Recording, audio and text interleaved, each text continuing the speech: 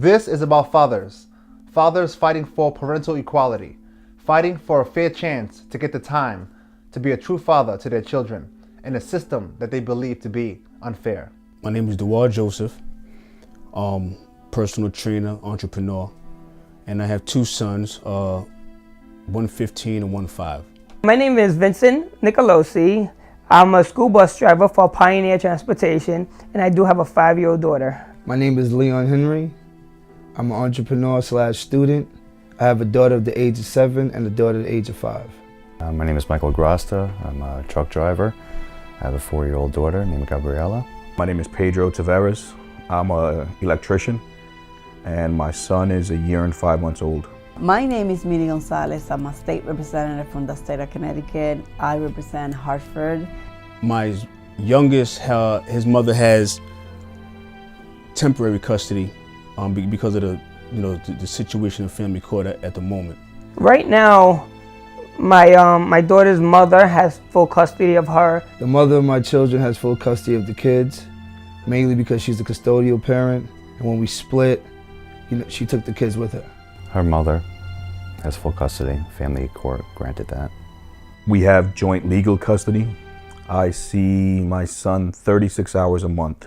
I haven't seen my baby, my 5-year-old, in quite some time. In fact, from April to July, I haven't seen him for that time. And sporadically time in between that, I've seen him. My baby, once again, the courts have ordered me not to see him. So we're in the process right now of me getting to see him. Our relationship between me and the mother is okay. Like it could be today, it could be great, and then tomorrow it could be horrible. And that's what gives me the ratio when we talk about how much time do I get with my daughter. So I normally get 3 to 4 days with my daughter, but if we're in bad terms, it'll be like once a week. It depends on what kind of terms, but I try my best to keep everything straight and friendly, all for the sake of my daughter. I see them sporadically, depends on her emotions, but recently I haven't seen them at all. It's been months, about a good 6-7 months I haven't seen them. Basically, I don't see my kids at all. I was fighting for visitation. I'm currently not getting visitation. My lawyer tried to get me some sort of visitation during the custody battle, but the mother of my child declined that offer. They tried to get supervised visitation through a neutral party. She declined that offer as well. So they did set up a visitation through NYSIS, which is a program they set up to make a father be able to see their child. It's once a week for an hour, which you have to pay for the hour, which is $75 an hour, in a facility that is really not appropriate for you to be seeing your child. Is not very cleansy, not very clean. And the whole structure of it, I feel, is inappropriate because they set it up in a manner where you feel like you're in prison or as if you're a criminal, you did something wrong because you're in this boxed room with your children. And even though you're happy to see your kids or you're comfortable around your kids in any atmosphere, there's a lady in the room monitoring everything you say, writing down everything you do. She's surveying your interaction between you and your child, and there's so many rules or restrictions for the visitation. They give you about like 3 pages of things you cannot do. And I could go through a couple of them for you. Some of the rules were you can't bring your child anything, any food, any gifts. You can't mention the mother of your child. You can't mention anybody related to her. You can't mention anybody she knows. You can't reference to the mother or anyone she knows. It's just very restricted. It makes it very uncomfortable for you to really just interact and just be natural around your child. You have to watch what you're saying, watch what you're doing. You have to be very strategic during that hour. So it's really not a comfortable atmosphere at all. I see my daughter 4 days out of the month. I get her Saturday mornings to Sunday nights, 4 days a month. I miss my daughter every day. My daughter's mom would not put my daughter on the phone if I ask her to speak to her. It breaks my heart every day. All I have pictures. I haven't seen my son in 201 days, and the first time I saw him, which was this past February 8th, 2014, and our relationship was pretty much growing, you know, and from that moment, I felt he knew who I was because he didn't cry when I carried him. Anybody else cries, and he would cry. You know, anybody else carried him, he would cry. But it wasn't a bond where he knew that I was his father in a sense, you know? It wasn't until maybe about 2 or 3 months later where I guess he knew who I was, and he would jump out of my ex's hand and come to me. And you know, that's how it was until I went to a doctor's appointment and held him down and for a needle, for a blood test, and he didn't like me for a little while. When you're not able to hug and love someone that you love so much, you know what I'm saying? It's a terrible feeling. I mean, someone takes away from you the opportunities to be a father or to love your kids. I mean, it's never a nice thing. I miss my daughter a lot. When I don't see her, I think about her, and sometimes I want to give her a call when I do miss her, but I feel like if I do that, it's gonna lead to problems. Instead of, you know, when I just wait till the next time I have my daughter, because I don't want to make a phone call and the boyfriend might be around or something, and you know, like I rather just, when I do see her, I'll speak to her, but when I don't have her, I miss her dearly. I'm gonna tell you the truth. Do you know how it feels, like me not having my daughter, and when I do have my daughter, I feel like a babysitter. And I feel like is that my child? My child is for me to raise her, for me to take care of her, for me to be that father that I need to be. And I feel like when I have my daughter a few hours, 4 hours, 5 hours, I do her homework with her, I give her a bath, and then I give her back. It's like I'm borrowing her. And it's like what about me? What about me being a father? You know, and so it breaks me. It breaks me when she's not around me. I miss my kids like crazy. I think about them every day.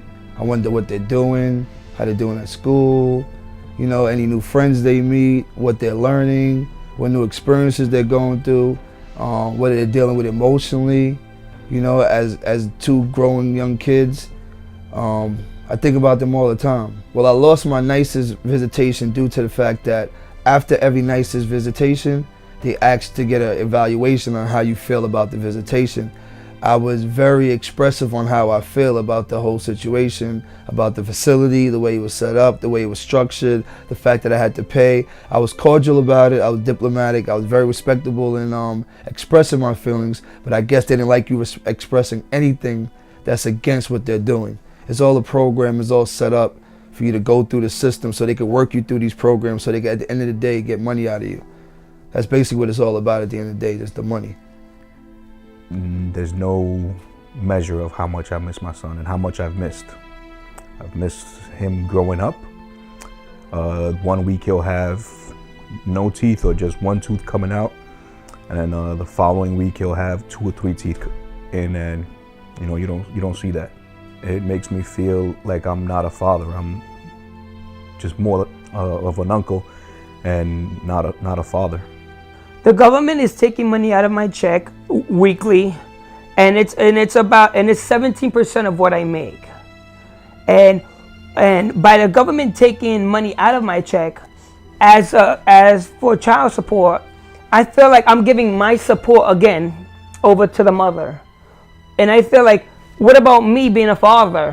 What about me doing my part as a father and supporting my daughter? How can I support my daughter if I'm giving my support to the mother?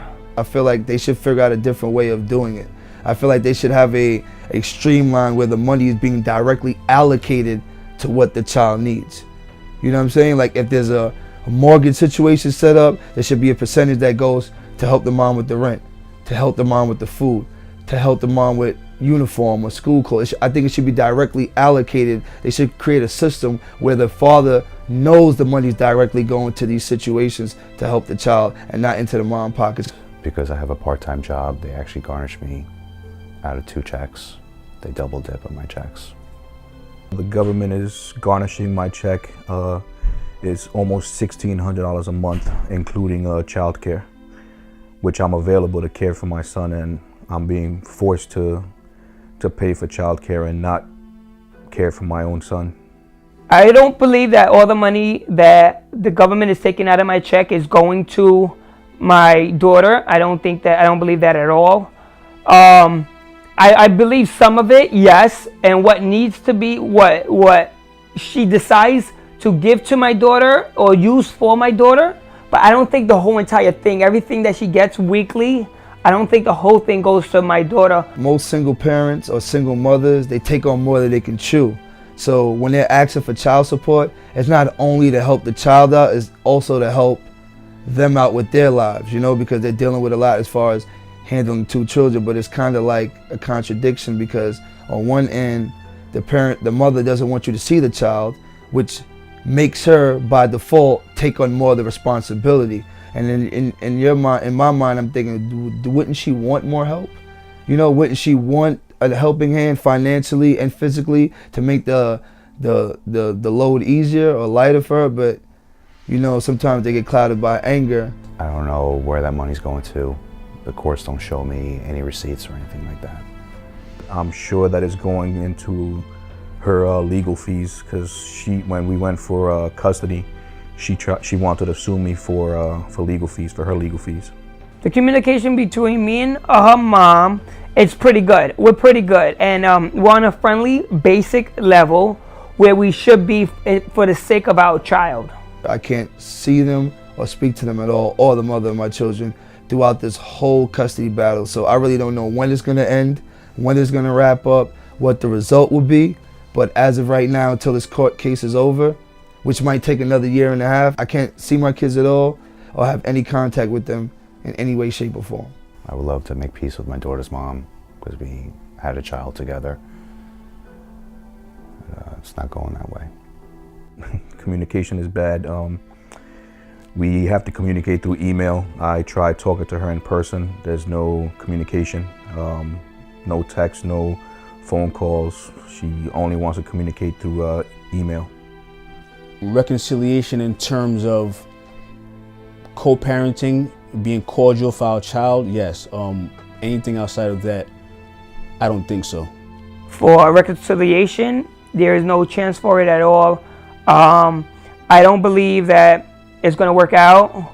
I believe that what happened, but that doesn't stop me from being a father. I will always be a father no matter what happens in this situation, but I don't need to rework something out with somebody that's not going to make it work. And I know it's not there, and I know it's not going to happen. I've tried to reconcile with her, and she didn't want to. I feel that the reason being is that she wants to continue being looked at as the victim and having me as the bad guy on why things didn't work out. So if we got back together, people are gonna ask her, why did you get back together if he was so bad? I don't think this is an opinion. This is probably more of a fact that the system is, in particularly in family court, they're very biased towards the fathers. There's no way that you can have a justice if one side of a story is never heard. And that's a lot of the times that's what goes down in those family courts, in courts in general, especially if you don't have the proper representation. So, yeah, I mean, it's certainly an unfair situation. I do not think the system is being fair to me or to any males out there. I believe that the system follows the mother and the woman, unless they're on drugs or they're having any sexual courses in front of the child. I believe that the system dismisses the male, and they mostly just go by the woman and the woman alone, and I don't believe that's fair. I don't believe that's fair, and I don't believe that's right, because not all fathers are deadbeat, and especially me. I will go through hell and high waters to do what I need to do for my child, because my child means the world to me. And you know, when I go to court and I try to fight for her and I try to do what I need to do as a father, knowing that, you know, in my nature, I could do more. I could probably do even a little bit better in my house, in my place of where I stay. And I feel like the court doesn't see that, doesn't see, you know, it's okay for the mom not to show up to court, okay? But it's not okay for the father to not show up into court, because if I don't show up to court, they decide to let's change the court date. Let's drag it. Let's wait for the mother to show up. It's okay though. The court system is broken. They need to rearrange the whole thing. It needs to be more fair. It needs to be more of a fair ground. I feel like it's very biased. They take the mom's side, and at the end, when you really get into the logistics of everything, you come to realize it's really all about the money. Putting you through these programs, putting you through the system, you know, dragging everything out is all about the dollar. At the end of the day, they're not really worried about helping the family and bringing the family together. They get more out of breaking the family apart. I believe that the good fathers out there should have more freedom with their childs. Not all fathers are perfect, but the ones that's stepping up, they're being very restricted with the family courts. Yeah, they're not being fair, because the system was created for deadbeats. It wasn't created for a father who wanted to help raise his child. You know, there's no reason why we're limited to 4 days a month to help raise our child. And I'm giving less than the standard is just ridiculous.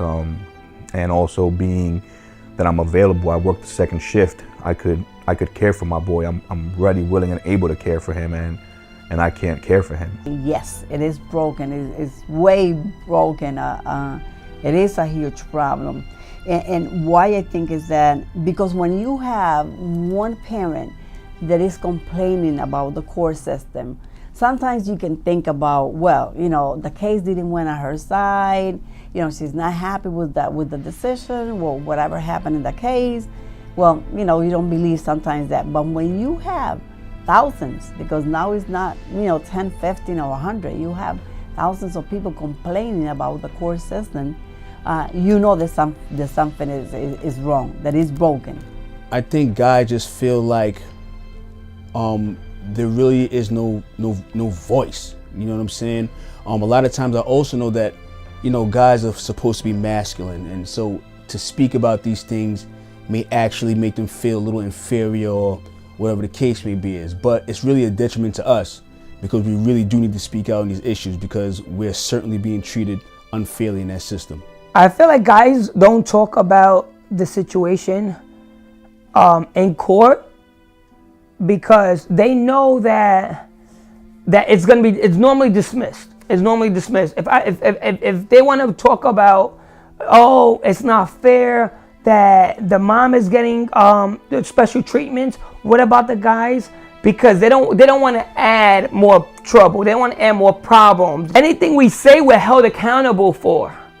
Like anything I say, I could go to court and I could have 1,000 things I want to say, but once I go to court, I feel skeptical. I have to. Sometimes I don't know what to say, because if I say the wrong thing, they're gonna hold that against me, and they're gonna be like, "Bingo! That's the reason why you can't be around your child." See, that's the reason. Like, you have to watch your tongue. You have to watch everything you say, because anything you say wrong, you're held accountable. But meanwhile, the mom could say what she wants to say. That's fine. But anything that we say that's wrong, you're held accountable. And we're scared. We're scared to say anything, because we don't know anything we want to say. You know what I mean? We could even explode. Like, this is not fair. Look, he has an attitude problem. He should go to anger management. And the mom could be like, see, this is what I deal with. You see what I'm talking about? So, you know what I mean? We're better off just staying quiet. I feel guys don't speak about it. One, the main reason is they feel like it's going to rock the boat, probably make their court situation worse if they come out and speak against the mom or speak against what they don't like. Two, the courts really don't hear what you have to say when you're in the courthouse. They're really going off of what the mom's saying, and they're trying to figure out if that's true or not before they even worried about your concerns.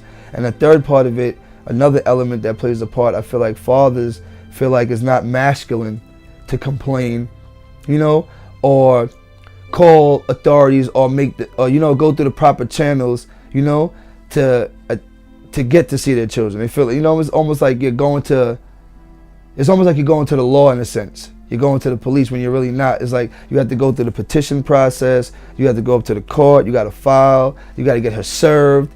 You know, I think that deters a lot of fathers too. It's a very lengthy process just to even get the mother of your child in court to fight for your child. And in that sense, she can also make petitions against you to longer the process of you even getting down to what you're trying to just get to, which is basically seeing your children. It's like a silent voice. It's like there's a lot of fathers out there that are screaming to see their children. They're screaming to be a part of their kids' life, and their voice are not being heard. Like right now, talking here, I'm afraid that someone can use this against me by like me speaking my mind, express my feeling, how hurt I am. People can break down, cry. They can use depression against the father. Anxiety, panic attacks, all that stuff, but from just being hurt, you know, by being restricted with your child, it can break anybody down. The reason why a lot of guys don't talk about this, especially the ones that are affected, is education and fear. You know, Facebook, social media, emails, they're all, even protests are used against you in court. You know, if they see that you are trying to fight the system, they're gonna screw with you. You know, you have such a small amount of time with your child to then have that taken away from you, you know, while you're fighting to have your kid in your life. And they, you know, that's the fear, is to lose that small amount of time. Speak up. You know, I believe that some men, they think that that if they came out and they speak up, there's like a sign of weakness, but it's not there. It's about the right. It's not about you being a man and you're not gonna go out and speak up, and people's gonna look at you like, oh, look at him crying. We have men here at the public hearing crying, but this is not about that. This is about your right. This is about fighting for your right. This is about fighting for your family. This is about fighting for your child. And if we can have more than that, like, even though that we got a lot of people here in Connecticut, but I think that people have to unite. People have to work together. People have to fight together. The system gives them an incentive to abuse the authority. I mean, because they know more times than not that their word is going to be taken over ours. So there's been many times where I've had instances where I'm being told, I'm going to take you for everything you got. I'm going to make sure and break you, you know, and all these things are being said, not because I'm a bad father, I'm taking you to child support. It's because of, more times than not, a woman being vindictive or scornful, whatever the case may be. Is, in my opinion, from my experiences, I should say, at least. So yeah, when they know for a fact that system is biased, it's a biased system. The mother's not doing certain things that the court's asking, and I bring it to their attention and they dismiss everything. But if it was me, I'll be the bad guy. I'll be the one that, oh, you're not a good father. Any little thing that they could eat, they'll chew on it. But when it comes to the mother's side, the woman's side, they don't do that at all. And I don't think that's fair. And I think, and it's not just me saying this, a lot of guys that are in the same situation as me are banging their heads against the wall and not knowing what to do next, or not knowing what to say next, because the court system doesn't want to even focus. It's like, even if I try to hire a lawyer, the lawyer tells me himself it's going to cost you this much money, and the court is still not going to listen to us because they always goes by the mother, and the court system tells you're better off kissing up to the mother than fighting with the mother, because you're gonna lose. You're gonna lose, and the mother has control over your child. And when you get to see her,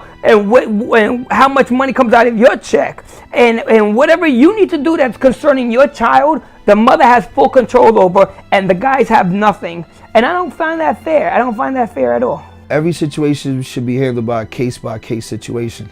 You can't create a certain format or a structure and think it's gonna work on every family situation, because every family situation is different. You know, there are situations where the mother is telling the truth about the allegations that she's bringing to court. You know, there are situations where the mom is lying.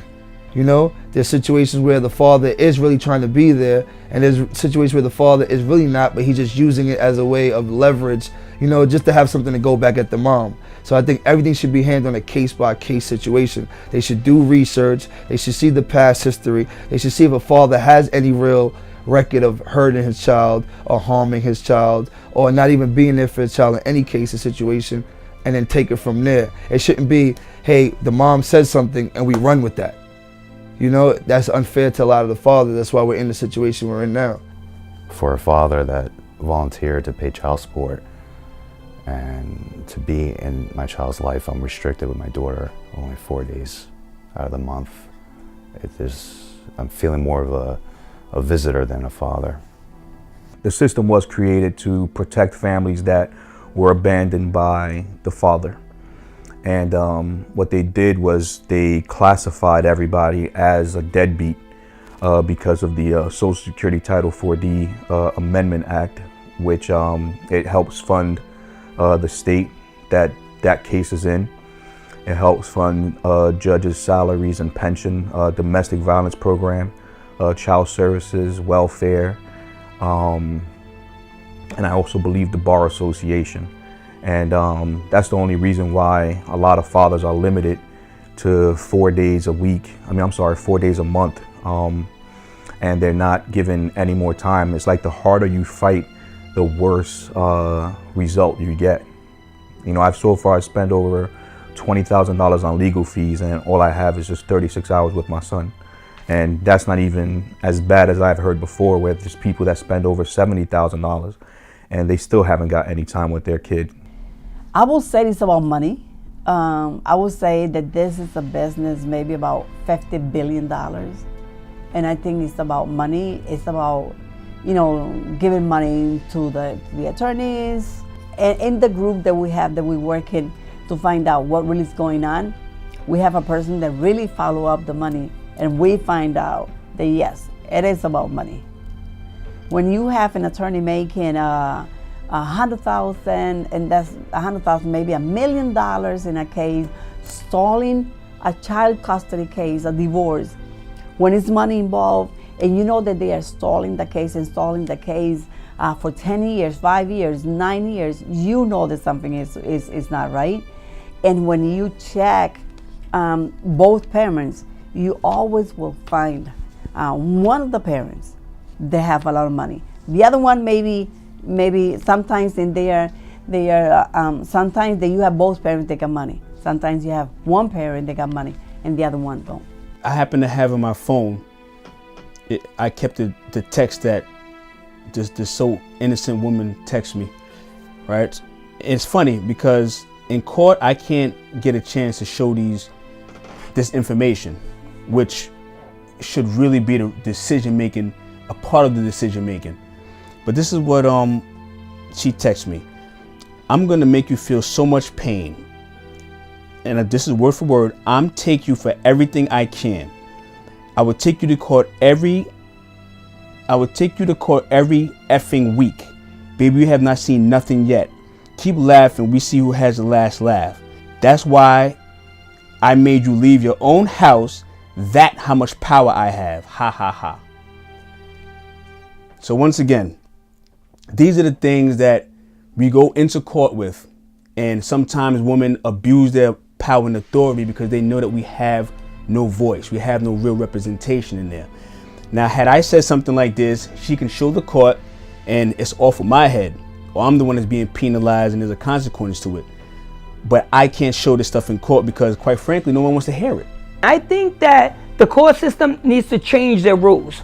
change the way they look at the whole entire picture. And they need to go into both homes. I think they need to examine both parties and examine the child and examine the surroundings and the people that surround them and and be equal with the female and the male. They can't always go by a female because not all moms are great moms. Just like not all fathers are great fathers, but it's always like that. It's always equal. There's always a balance. All right? If not all moms are good, not all dads are good, but there's certain dads that are excellent. There's certain moms that are excellent. And I think, again, with everything that goes on in this world, everything has to be equal. Everything has to be fair. And if it's not fair, the person that you're hurting the most and the court system does not realize it is the child. The child hurts the most, education-wise, financially, everything, no matter what it is. Even if that party is getting child support and getting extra money, how does the court system know that the mother is doing what she needs to do with the money? The court system doesn't know. The court, they just saying, oh, she's the mother, give her money, give her the child, and that's it. Okay, so what does that make me? What does that make me? That makes me a babysitter? It makes me really feel very upset, very depressed. It makes you question yourself as a father, as a person. You question the past. You feel guilty in some sense. Should I have done things different?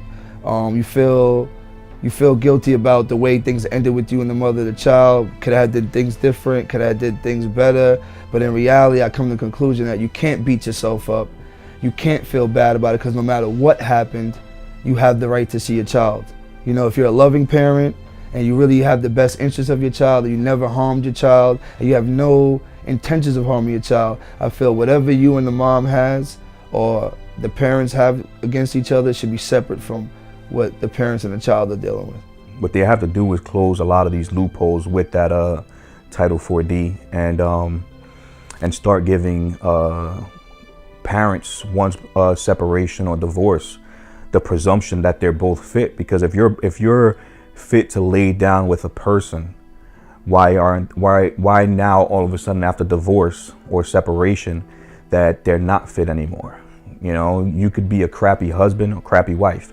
Doesn't mean that you're a crappy parent, and automatically they categorize you as a crappy parent. And with these loopholes open, what a lot of lawyers do is that they use domestic violence as a means on milking a person from all of their assets or money into one person. And that lawyer that pretty much one or both lawyers actually receive a bulk of the assets or money, because now you're talking about this is being dragged for so long. They know exactly how much you make and how much you've made, that they're gonna drag this as long as possible just to milk you. We did have some parents that came, and some fathers that came, and they speak up. They were crying. They were literally crying, telling us that they lost their business, they lost the kids, they lost their homes. You have men right now, they are homeless because the result of the court system. When a child grow up with maybe one parent, and let's say that is with the father, and the mother is not around, the child always questioning why. And when you have the father, if in that case it's the father, they brainwash this kid totally. And at the end, this kid, even though then most of the time this kid, they have a good relation with the mother or the father, but if this kid end up going just with one, just the mother, let's say the mother, and the relationship was a very good relationship with the father, at the end of a couple of months, that relationship is destroyed. This system certainly needs to be, there's some things that need to be fixed. It's certainly broken. It's been broken. I think they know that it's broken. I also think that it's strategic in terms of trying to break a man down and to separate, families' homes. And once again, conspiracy may be, but statistics show otherwise, I believe. Believe it or not, people give up. People be like, I don't want to deal with this. I know somebody that's going through something just like I am, and he's about to say, I can't take this anymore, because he's going through hell. He's going through it all, and nobody's and he's doing his part, and nobody's helping his situation. He's still dealing with it, and I'm going through the same thing. And I feel like, like they gotta balance. And if the court system's still doing it the way they're doing, fathers are just gonna throw in the towel. I'm like, you know what? Just take the child support. You know what I mean? I love my daughter. I love my son. I love everything, but I love them all. But I can't keep being away from them. And then when I'm around them, I'm like, oh, mommy says we can't do this, or mommy says, what about daddy? Nobody realizes about the father, about the daddy, because daddy's important just as much as the woman is, and the court system needs to realize that. And I feel like, if they're not going to be equal, there's going to be a lot of fathers turning their backs on their families altogether, and that's wrong, because that hurts the child. And if you look at the North Dakota, in North Dakota, they were trying to pass this Measure 6, which is a presumption of 50-50 shared parenting time, and the Bar Association donated over $70,000 to knock down and discredit that bill, instead of having that bill set as a standard of 50-50 presumption. But because of the money, the financial impact that 50-50 would be on families, it'll hurt the lawyers and it'll hurt the system than actually helping out parents and children. If they go to court for a divorce and the judge, they really want to help the family and the kid and the child, agreeing with shared parenting will be the best, because that way, when they said you have 50-50 or 60-40 or whatever, but shared parenting, right there, that is no problem. You don't have to go back to court, and they don't have to stall the case for years and years. Shared parenting is the best. It's the best for the parents, and it's the best for the child. I'm now granted supervised visits to see my child. So the young lady calls me on Saturday morning, tells me I need to come in for an in-service or an intake on January 24th of 2015. Now I missed my son's birthday. I haven't seen him the 4th of July. I haven't seen him for Father's Day. So how is it exactly that they care about my child when they're simply just, taking his father away from him? The ACS has given them statements saying that the child loves his father, the child's in good hands, there's no signs of anything. Even the mother herself has given a recommendation saying, yes, the child does love his father, he misses his father. And yet they're putting me through this whole almost a year of not seeing my child. So how does that work exactly? I look for advice too, and I ask the people that are going through it, and they tell me, you're never gonna win. You're never gonna win. The court system's always on the lady's side. And I say, but why? Why don't the judges open their eyes? Why don't the judges think about them being a father? Would they want their kids taken away from them? Would they want their kids to go with the mother and not them? You know what I mean? Just because you're a judge, I understand that and I respect that.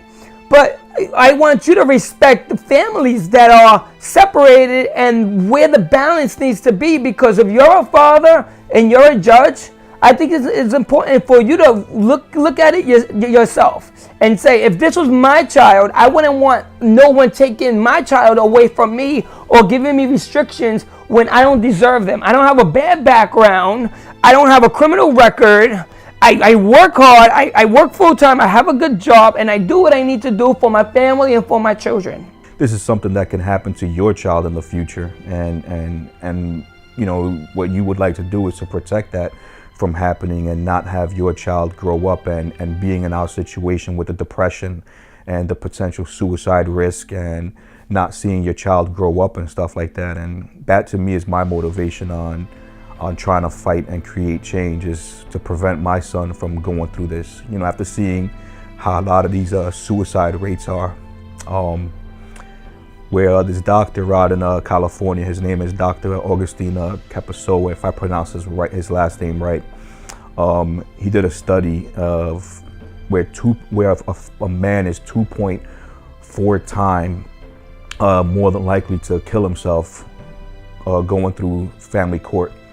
And that to me is just too disturbing. And knowing that, you know, me feeling my depression where I felt powerless, hopeless, voiceless, and defenseless while going through this, where I can't imagine my son going through this. And I believe I failed as a parent if I didn't stand up. I met with people and they told me that they thought it was they were the only one. And they were surprised that this was a big problem. Also, a problem was a gag order. The judges, because they know that they were doing this, and this is corruption, this is illegal. And they were abusing parents, they were destroying families. And because they knew that they were wrong, one of the conditions to the parent was a gag order. And they were afraid. They didn't want to speak up because they said they'll put me in jail. But when you get to the point that you lose home, you lose the money, you lose the job, you're homeless, do you think he's gonna care, you know, that you have a gag order? No, a lot of them decide, this is it. I have a gag order, but I don't care because I don't have nothing else to lose. So the lady calls in the in-service, expresses to me, yeah, you need to come in. We're only open on Saturdays, which means I can only see my son after all this time now, one Saturday out of a week. And on top of it, I have to pay $75 for the intake. So I inquired, I said $75 for the intake, okay. And she expressed to me, well, yeah, you would have to pay $75 for every intake. And I said, well, how many intakes are there? Well, you have to learn what you have to do, sir. Fine, how many intakes are there? Well, you have to pay $50 every time that you come see your own child. How does that make sense? How does a man get taken away from his family, from his child that he so loves, and then when it's time for him to see him, I have to pay? In essence, it's like renting my own child. How does that work? How is that fair? I don't know. You need two stable parents to raise a child, and to have it only limited to one side is wrong. That it affects the child. You know, you have teen pregnancies, prison. I believe there was a statistic where 80% of prison inmates came from a fatherless home. Teen pregnancies come from, I believe it was 75% come from fatherless homes. Suicide, teen suicide, drug, alcohol, addictions. A lot of these factors come from fatherless homes, and they're not, looking into these numbers. When they want to destroy a community, they divide. And it's divide and conquer. So you divide all the forces, and then it's going to be just one voice at the air. And that voice, maybe people not going to listen to them because it's going to get, out there in the air. But when all of them get together and all of them decide to fight, and it doesn't matter sometimes that you agree 100% with me, that I'm a parent and I don't believe in this, or you're a parent and you don't believe in that. At the end of the day, we all out there for the same thing, to save a child. And at the end of the day, let's they have to come up together and they have to fight together. For the viewers that are watching me now, I encourage you never to give up. I encourage you never to throw in the towel, because those are your kids, or that's your child. No matter if it's a son, daughter, no matter if you have 1 to 6, they are yours. And remember, you guys are the parents. You're the mother or you're the father. And I'm telling you, never give up. Never give up on hope. Because do you think your children are giving up on you? Do you feel, don't you think that they think in the back of their mind, where's my daddy? To all the fathers out there that are fighting to see their children or want to see their kids keep fighting no matter what. If you went to court 2-3 times and you still didn't get the results you wanted to, go back again and file another petition. Keep fighting for your children no matter what you're going through, no matter what allegations are being brought up against you. Keep fighting, because at the end of the day, it's out for the best interest of the child. And at the end of the day, even if it doesn't work out the way you wanted to, or you still end up seeing your kid, at least your kid can look back and know that no matter what mommy said or the other parent said, you fought for them.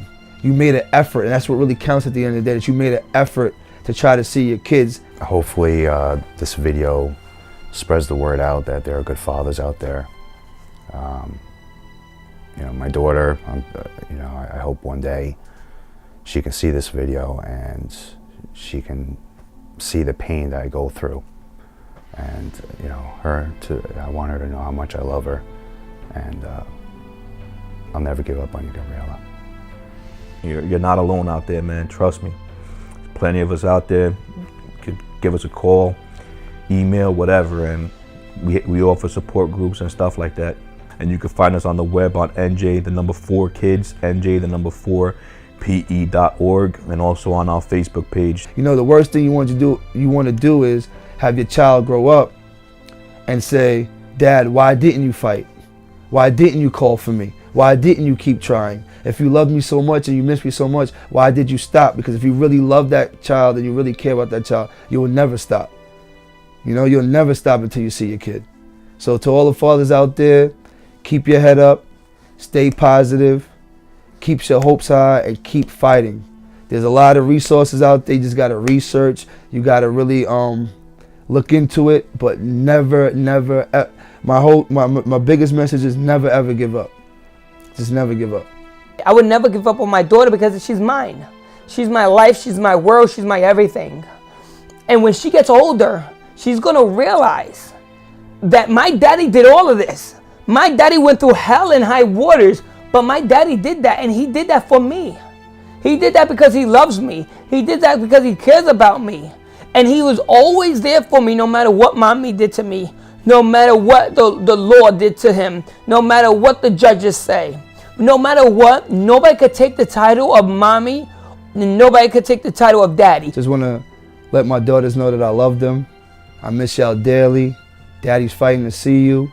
If you ever get to see this footage somewhere down the line, you know, when you get older, if it really gets out to the people, I just want them to know that I love you and I'm never going to stop fighting for you. And no matter what you're going through, what you're dealing with, just know that Daddy always wanted to be there. You're not alone. You know, I know how you feel. You know, it's like I said before, you know, you're defenseless, you're powerless, you're hopeless, and you're voiceless, but you're not alone. There's many of us